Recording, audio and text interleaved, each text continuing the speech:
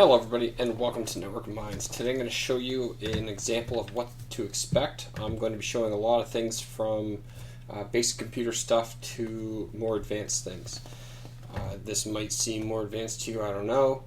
It's pretty basic to me, but I'm going to start here because this is where I'm starting. So first of all, I'm going to start using virtual machine. What virtual machine is just another application on my Windows box, or you can put these, you can put it on a Linux system as well, which we'll get into at another time. First of all, we'll come in here and I'll choose my virtual machine. So let's go, where is it again here? VMware Workstation. So come on over here and we can see our virtual machine set up. I had some stuff in here, I've deleted it all. It's only there.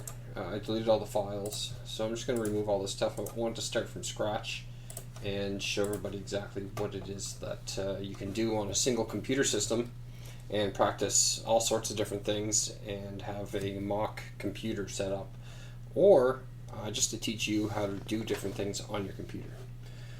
So let's go ahead and start by installing the most common one, which is Windows 7. A lot of people might see. And then from there we can do a lot of things like show you how to upgrade or avoid upgrading Windows 10. So from here, let's get right to her. Virtual VMware Workstation's all opened up. Basically I'm going to give you an overview as I install things here, but I'm going to install Windows 7. So we're going to go to File, New Virtual Machine. We're going to choose a typical for the now. We'll choose Next. Well, let's go ahead and we might as well slow down a little bit here. So what type of configuration do you want? I want a typical configuration. Create Workstation 10.0 virtual machine in a few easy steps. That sounds great. Let's go ahead and do that. And also as a note there, you'll notice I skipped through pretty quick. I've done this a few times, so I got used to it.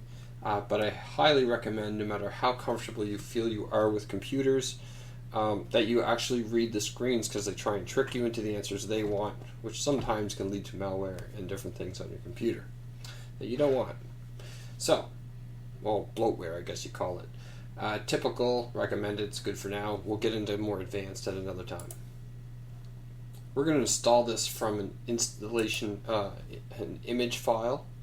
So I'm using ISOs here.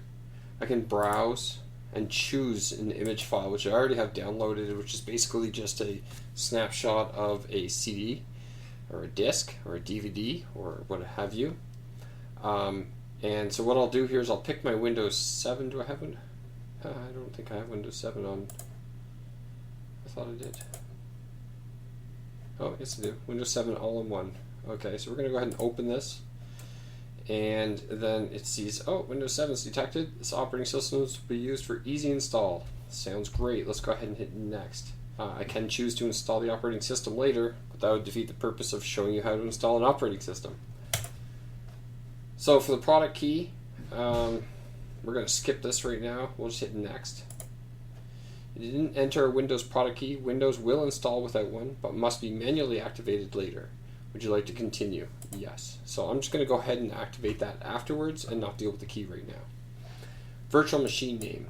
I'm going to call this Windows 7, and I'm just going to call it -base, because I'm going to do a basic install, and then I can make copies of it, and then I can test and do different things, delete them, and go back to the base one and copy it again and try other things. So it's a real good way of, I can just pump out an operating system version.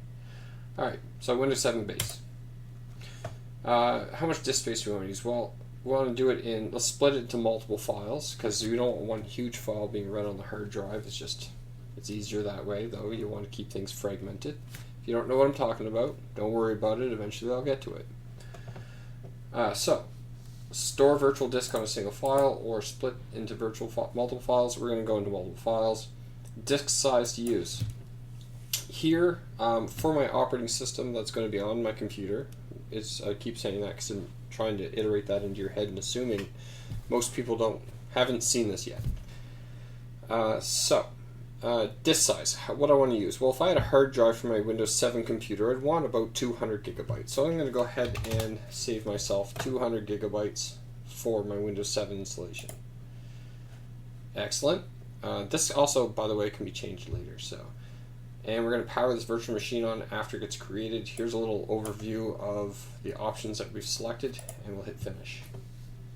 What's happening here is it's preparing the hard drive and the file location and everything to be written and managed by the virtual machine software to read and run the operating system that we've chosen, in this case Windows 7. And just while it's creating that disk, again, virtual machine and Workstation itself is basically a program. You can picture it this way: it's a program running.